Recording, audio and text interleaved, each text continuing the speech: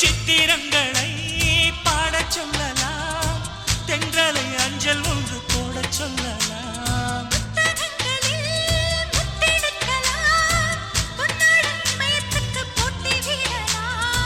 பூமிக்கு பொட்டு வைத்து பார்க்கலாம் பார்க்கலாம், பூவுக்கும் ஆடை தைத்து போடலாமா?